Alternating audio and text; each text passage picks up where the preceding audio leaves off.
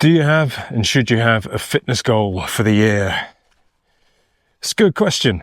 So goals are a great way to give you some direction, especially when you're not feeling particularly motivated.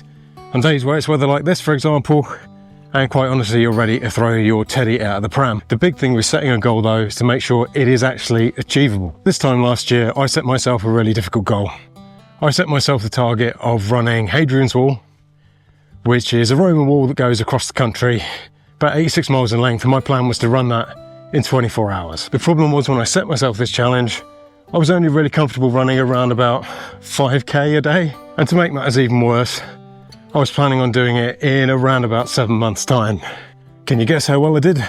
Spoiler alert, I didn't actually hit my goal. Now, I'm still proud that I had a bash, and at the end of the day, I still managed to complete what is the most difficult physical endurance challenge of my life. But regardless of that, there was still a part of me that felt as though I'd actually failed. Especially in the immediate aftermath when my feet were bleeding and I was limping around in a lot of pain. That's the big problem with setting yourself a goal that is too big to achieve. So what should be a more realistic goal for you to set yourself? If you're looking at losing weight, then you're going to be looking at calorie restriction, whichever way you cut it. And as I mentioned in a previous video, personally, I think weight loss is kind of a level 5 goal. It's quite difficult to achieve, it needs a lot of willpower, and it's even harder to keep it off than it is to lose it in the first place, and especially maintain your health both physically and mentally. But if that is the route you decided to go down, I would say instead of using scales to constantly monitor your weight, take some photographs. Take some photographs of yourself now, and take some more photographs in a month, 6 weeks, 3 months, and then look at that as a comparison. If you don't want to actually take photographs of yourself, the alternative, of course, is, like most of us, you've probably got yourself a pair of jeans in the back of the cupboard that you've not worn for a while because they're a bit too snug. Try and get into them. See how uncomfortable they are.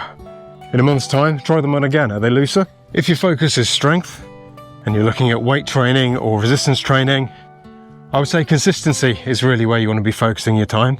Don't worry about the weight. Just making sure that you can actually get out there and lift a couple of times a week consistently, you're going to make much better gains.